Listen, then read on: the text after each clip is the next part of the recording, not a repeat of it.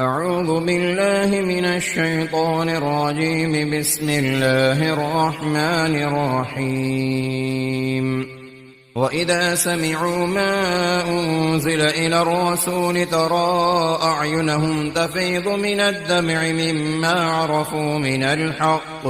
يقولون ربنا آمنا فاكتبنا مع الشاهدين.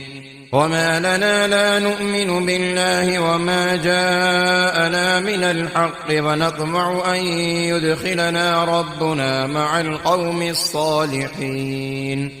فأثابهم الله بما قالوا جنات تجري من تحتها الأنهار خالدين فيها وذلك جزاء المحسنين.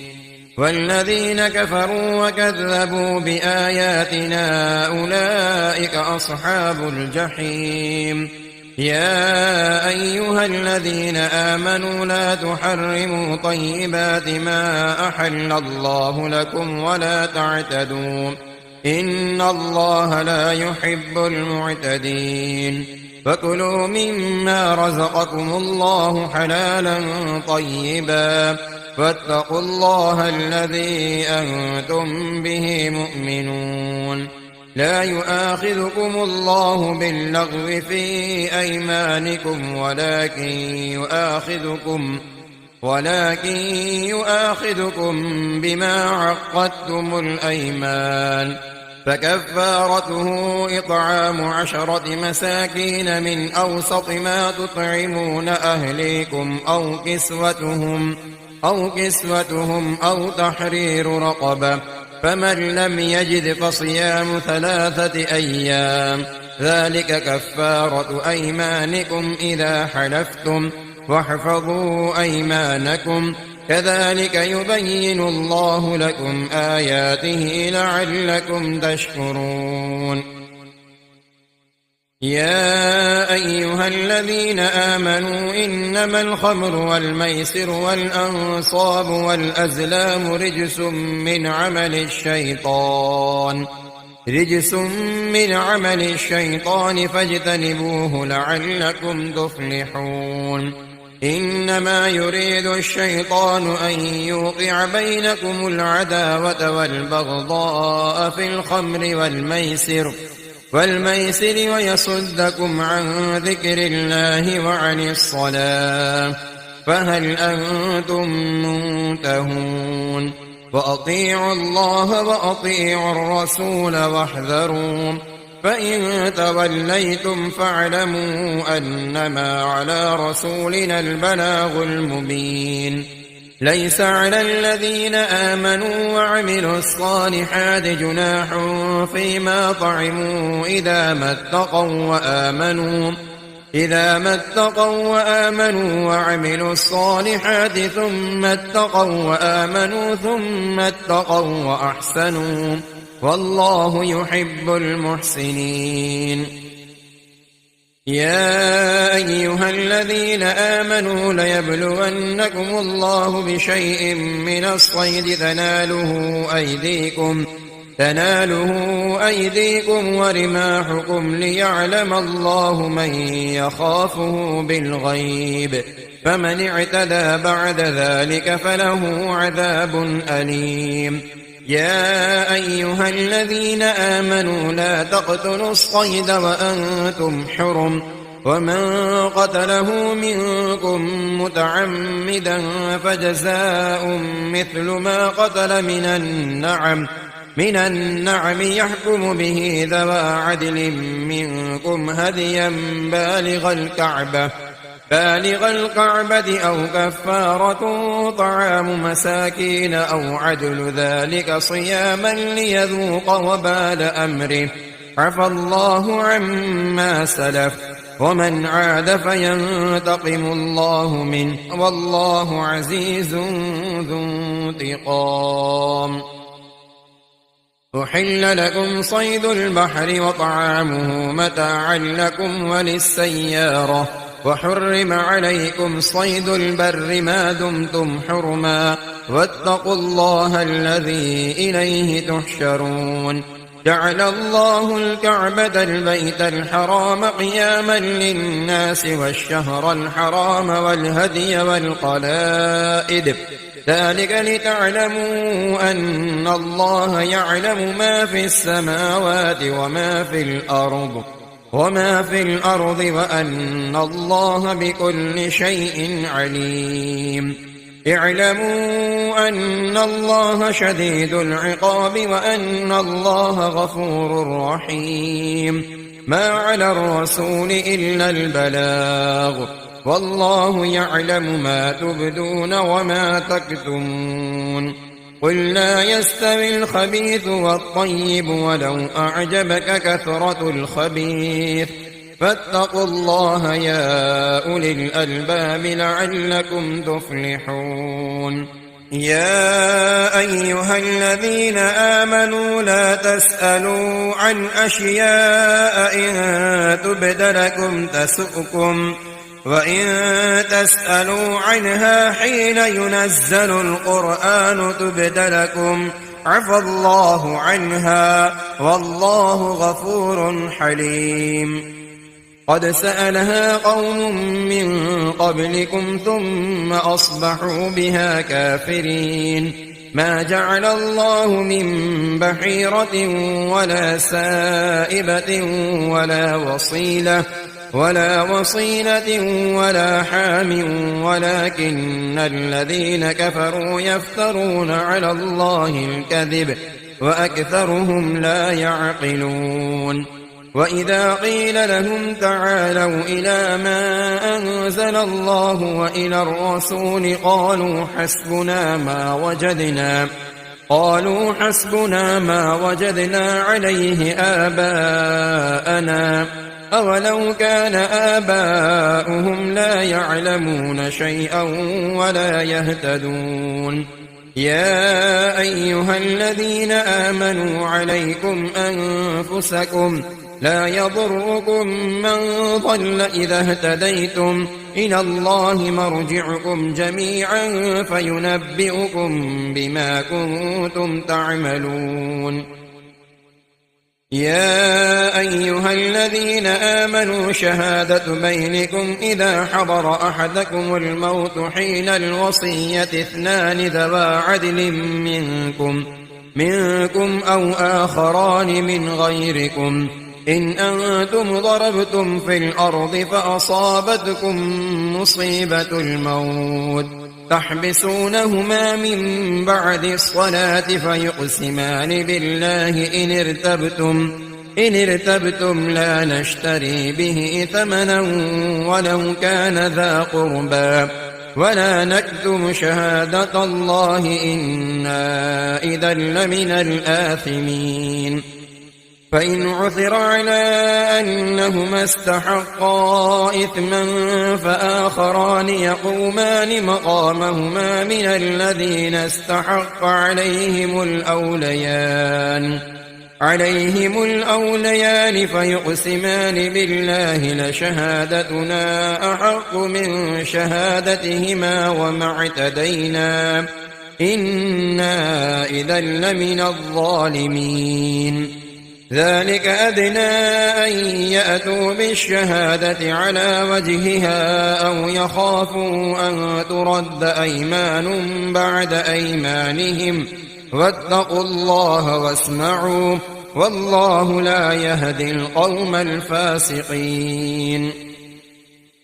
يوم يجمع الله الرسل فيقول ماذا أجبتم قالوا لا علم لنا إنك أنت علام الغيوب إذ قال الله يا عيسى ابن مريم اذكر نعمتي عليك وعلى والدتك إذ أيدتك بروح القدس تكلم الناس في المهد وكهلا وإذ علمتك الكتاب والحكمة والتوراة والإنجيل وإذ تخلق من الطين كهيئة الطير بإذني فتنفخ فيها فتكون طيرا بإذني وتبرئ الأكمه والأبرص بإذني وإذ تخرج الموتى بإذني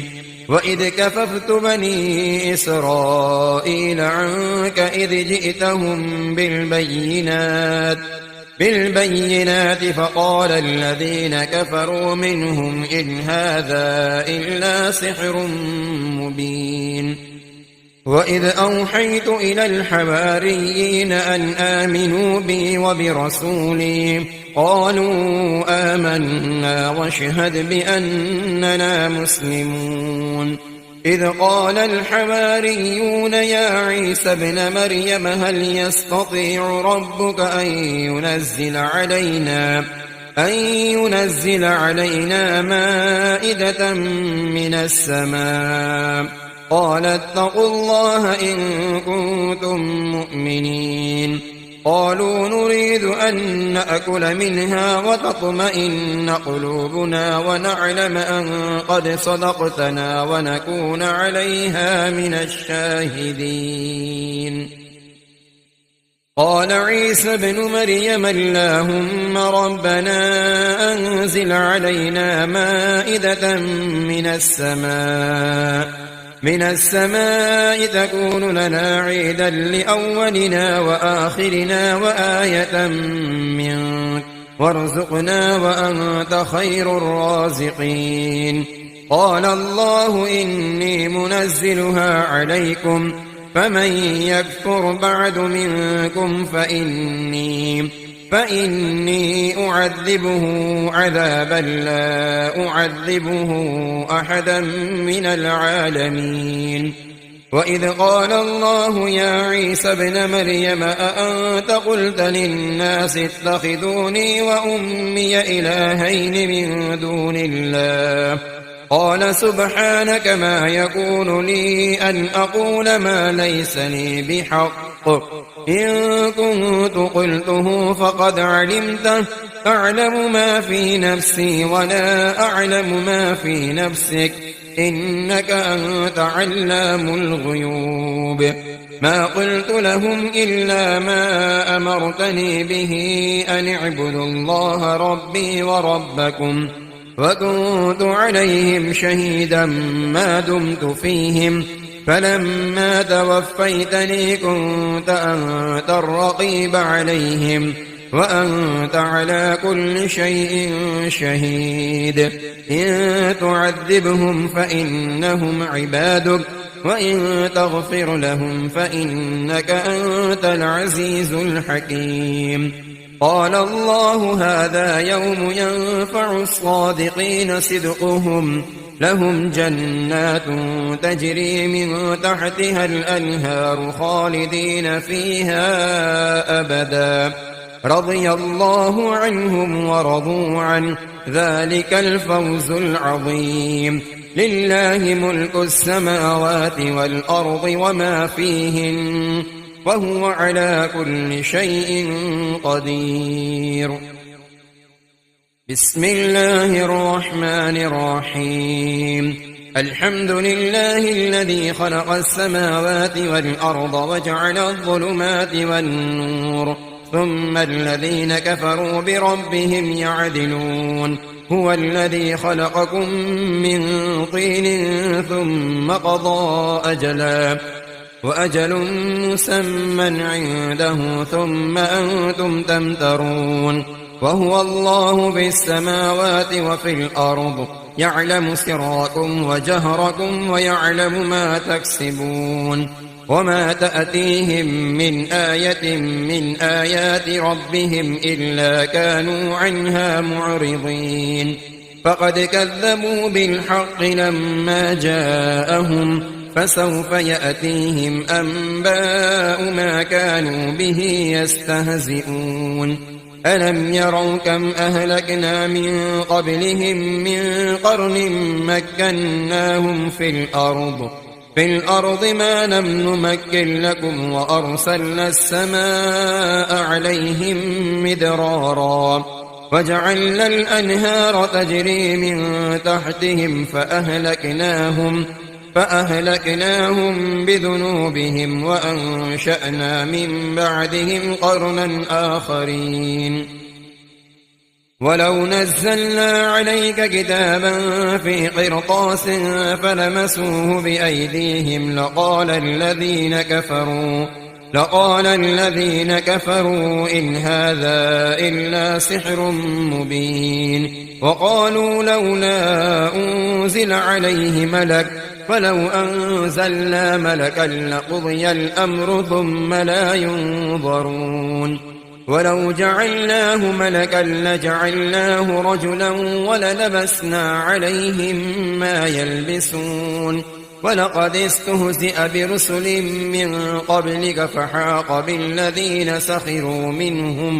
منهم ما كانوا به يستهزئون. قل سيروا في الأرض ثم انظروا كيف كان عاقبة المكذبين. قل لمن ما في السماوات والأرض قل لله كتب على نفسه الرحمة ليجمعنكم إلى يوم القيامة لا ريب فيه. الذين خسروا أنفسهم فهم لا يؤمنون. وله ما سكن في الليل والنهار وهو السميع العليم. قل أغير الله أتخذ وليا فاطر السماوات والأرض وهو يطعم ولا يطعم. قل إني أمرت أن أكون أول من أسلم ولا تكونن من المشركين. قل إني أخاف إن عصيت ربي عذاب يوم عظيم. من يصرف عنه يومئذ فقد رحمه وذلك الفوز المبين. وإن يمسسك الله بضر فلا كاشف له إلا هو وإن يمسسك بخير فهو على كل شيء قدير وهو القاهر فوق عباده وهو الحكيم الخبير. قل أي شيء أكبر شهادة قل الله شهيد بيني وبينكم وأوحي إلي هذا القرآن لأنذركم به ومن بلغ أئنكم لتشهدون أن مع الله آلهة أخرى قل لا أشهد قل إنما هو إله واحد وإنني بريء مما تشركون. الذين آتيناهم الكتاب يعرفونه كما يعرفون أبناءهم الذين خسروا أنفسهم فهم لا يؤمنون. ومن أظلم ممن افترى على الله كذبا أو كذب بآياته إنه لا يفلح الظالمون. ويوم نحشرهم جميعا ثم نقول للذين أشركوا أين شركاؤكم الذين كنتم تزعمون ثم لم تكن فتنتهم إلا أن قالوا والله ربنا ما كنا مشركين. انظر كيف كذبوا على أنفسهم وضل عنهم ما كانوا يفترون. ومنهم من يستمع إليك وجعلنا على قلوبهم أكنة أن يفقهوه وفي آذانهم وقرا وإن يروا كل آية لا يؤمنوا بها حتى إذا جاءوك يجادلونك يقول الذين كفروا إن هذا إلا أساطير الأولين. وهم ينهون عنه وينأون عنه وإن يهلكون إلا أنفسهم وما يشعرون. ولو ترى إذ وقفوا على النار فقالوا يا ليتنا نرد ولا نكذب بآيات ربنا ونكون من المؤمنين بل بدا لهم ما كانوا يخفون من قبل ولو ردوا لعادوا لما نهوا عنه وإنهم لكاذبون. وقالوا إن هي إلا حياتنا الدنيا وما نحن بمبعوثين ولو ترى إذ وقفوا على ربهم قال أليس هذا بالحق قالوا بلى وربنا قال فذوقوا العذاب بما كنتم تكفرون قد خسر الذين كذبوا بلقاء الله حتى إذا جاءتهم الساعة بغتة قالوا يا حسرتنا على ما فرطنا فيها وهم يحملون أوزارهم على ظهورهم ألا ساء ما يزرون وما الحياة الدنيا إلا لعب ولهو وللدار الآخرة خير للذين يتقون أفلا تعقلون قد نعلم إنه ليحزنك الذي يقولون فإنهم لا يكذبونك ولكن الظالمين بآيات الله يجحدون ولقد كذبت رسل من قبلك فصبروا على ما كذبوا وأوذوا حتى أتاهم نصرنا ولا مبدل لكلمات الله ولقد جاءك من نبأ المرسلين وإن كان كبر عليك إعراضهم فإن استطعت أن تبتغي نفقا في الأرض أو سلما في السماء فتأتيهم بآية ولو شاء الله لجمعهم على الهدى فلا تكونن من الجاهلين إنما يستجيب الذين يسمعون والموتى يبعثهم الله ثم إليه يرجعون وقالوا لولا نزل عليه آية من ربه قل إن الله قادر على أن ينزل آية ولكن أكثرهم لا يعلمون وما من دابة في الأرض ولا طائر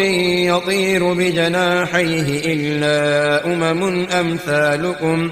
ما فرطنا في الكتاب من شيء ثم إلى ربهم يحشرون والذين كذبوا بآياتنا صم وبكم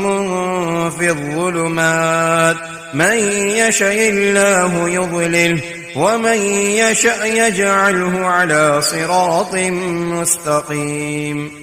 قل أرأيتكم إن أتاكم عذاب الله أو أتتكم الساعة أغير الله تدعون إن كنتم صادقين بل إياه تدعون فيكشف ما تدعون إليه إن شاء وتنسون ما تشركون ولقد أرسلنا إلى من قبلك فأخذناهم بالبأساء والضراء لعلهم يتضرعون فلولا إذ جاءهم بأسنا تضرعوا ولكن قست قلوبهم وزين لهم الشيطان ما كانوا يعملون فلما نسوا ما ذكروا به فتحنا عليهم أبواب كل شيء حتى إذا فرحوا بما أوتوا أخذناهم بغتة فإذا هم مبلسون فقطع دابر القوم الذين ظلموا والحمد لله رب العالمين قل أرأيتم إن أخذ الله سمعكم وأبصاركم وختم على قلوبكم من إله غير الله يأتيكم به انظر كيف نصرف الآيات ثم هم يصدفون قل أرأيتكم إن أتاكم عذاب الله بغتة أو جهرة هل يهلك إلا القوم الظالمون وما نرسل المرسلين إلا مبشرين ومنذرين فمن آمن وأصلح فلا خوف عليهم ولا هم يحزنون والذين كذبوا بآياتنا يمسهم العذاب بما كانوا يفسقون قل لا أقول لكم عندي خزائن الله ولا أعلم الغيب ولا أقول لكم إني ملك إن أتبع إلا ما يوحى إلي قل هل يستوي الأعمى والبصير أفلا تتفكرون وأنذر به الذين يخافون أن يحشروا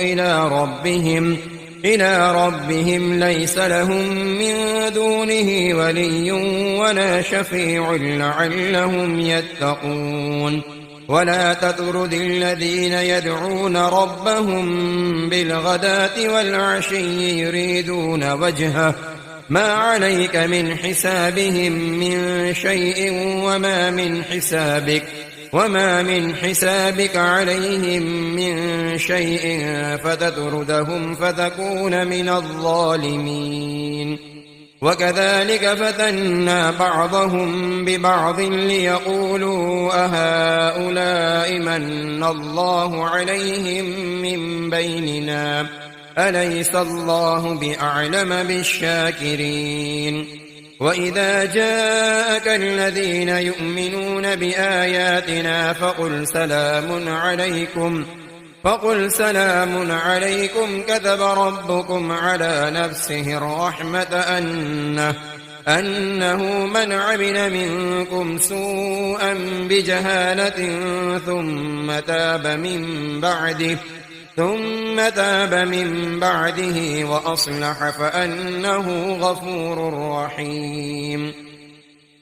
وكذلك نفصل الآيات ولتستبين سبيل المجرمين قل إني نهيت أن أعبد الذين تدعون من دون الله قل لا أتبع أهواءكم قد ضللت إذا وما أنا من المهتدين قل إني على بينة من ربي وكذبتم به ما عندي ما تستعجلون به إن الحكم إلا لله يقص الحق وهو خير الفاصلين قل لو أن عندي ما تستعجلون به لقضي الأمر بيني وبينكم والله أعلم بالظالمين وعنده مفاتح الغيب لا يعلمها إلا هو ويعلم ما في البر والبحر وما تسقط من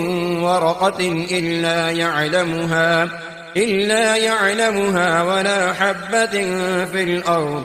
ولا حبة في ظلمات الأرض ولا رطب ولا يابس إلا في كتاب مبين وهو الذي يتوفاكم بالليل ويعلم ما جرحتم بالنهار ثم يبعثكم فيه ليقضى أجل مسمى ثم إليه مرجعكم ثم ينبئكم بما كنتم تعملون وهو القاهر فوق عباده ويرسل عليكم حفظة حتى إذا جاء أحدكم الموت توفته رسلنا وهم لا يفرطون ثم ردوا إلى الله مولاهم الحق ألا له الحكم وهو أسرع الحاسبين قل من ينجيكم من ظلمات البر والبحر تدعونه تضرعا وخفية لئن أنجانا من هذه لنكونن من الشاكرين قل الله ينجيكم منها ومن كل كرب ثم أنتم تشركون قل هو القادر على أن يبعث عليكم عذابا من فوقكم أو من تحت أرجلكم أو يلبسكم شيعا ويذيق بعضكم بأس بعض انظر كيف نصرف الآيات لعلهم يفقهون وكذب به قومك وهو الحق قل لست عليكم بوكيل لكل نبأ مستقر وسوف تعلمون وإذا رأيت الذين يخوضون في آياتنا فأعرض عنهم حتى يخوضوا في حديث غيره وإما ينسينك الشيطان فلا تقعد بعد الذكرى مع القوم الظالمين وما على الذين يتقون من حسابهم من شيء ولكن ذكرى لعلهم يتقون وذر الذين اتخذوا دينهم لعبا ولهوا وغرتهم الحياة الدنيا وذكر به أن تبسل نفس بما كسبت ليس لها من دون الله ولي ولا شفيع وإن تعدل كل عدل لا يؤخذ منها أولئك الذين أبسلوا بما كسبوا لهم شراب من حميم وعذاب أليم بما كانوا يكفرون قل أندعو من دون الله ما لا ينفعنا ولا يضرنا ونرد على أعقابنا بعد إذ هدانا الله كالذي استهوته الشياطين في الأرض حيران له أصحاب يدعونه إلى الهدى ائتنا قل إن هدى الله هو الهدى وأمرنا لنسلم لرب العالمين وأن أقيموا الصلاة واتقوه وهو الذي إليه تحشرون وهو الذي خلق السماوات والأرض بالحق ويوم يقول كن فيكون قوله الحق وله الملك يوم ينفخ في الصور عالم الغيب والشهادة وهو الحكيم الخبير وإذ قال إبراهيم لأبيه آزر أتتخذ أصناما آلهة إني أراك وقومك في ضلال مبين وكذلك نري إبراهيم ملكوت السماوات والأرض وليكون من الموقنين فلما جن عليه الليل رأى كوكبا قال هذا ربي فلما أفل قال لا أحب الآفلين فلما رأى القمر بازغا قال هذا ربي فلما أفل قال لئن لم يهدني ربي لأكونن من القوم الضالين فلما رأى الشمس بازغة قال هذا ربي هذا أكبر فلما أفلت قال يا قوم إني بريء مما تشركون إني وجهت وجهي للذي فطر السماوات والأرض حنيفا وما أنا من المشركين وحاجه قومه قال أتحاجوني في الله وقد هدان ولا أخاف ما تشركون به إلا أن يشاء ربي شيئا وسع ربي كل شيء علما أفلا تتذكرون وكيف أخاف ما أشركتم ولا تخافون أنكم أشركتم بالله ما لم ينزل به عليكم سلطانا فأي الفريقين أحق بالأمن إن كنتم تعلمون الذين آمنوا ولم يلبسوا إيمانهم بظلم أولئك لهم الأمن وهم مهتدون وتلك حجتنا آتيناها إبراهيم على قومه نرفع درجات من نشاء إن ربك حكيم عليم ووهبنا له إسحاق ويعقوب كلا هدينا ونوحا هدينا من قبل ومن ذريته داود وسليمان وأيوب ويوسف وموسى وهارون وكذلك نجزي المحسنين وزكريا ويحيى وعيسى وإلياس كل من الصالحين وإسماعيل واليسع ويونس ولوطا وكلا فضلنا على العالمين ومن آبائهم وذرياتهم وإخوانهم واجتبيناهم وهديناهم إلى صراط مستقيم ذلك هدى الله يهدي به من يشاء من عباده ولو أشركوا لحبط عنهم ما كانوا يعملون أولئك الذين آتيناهم الكتاب والحكم والنبوة فإن يكفر بها هؤلاء فقد وكلنا بها قوما ليسوا بها بكافرين أولئك الذين هدى الله فبهداه مقتده قل لا أسألكم عليه أجرا إن هو إلا ذكرى للعالمين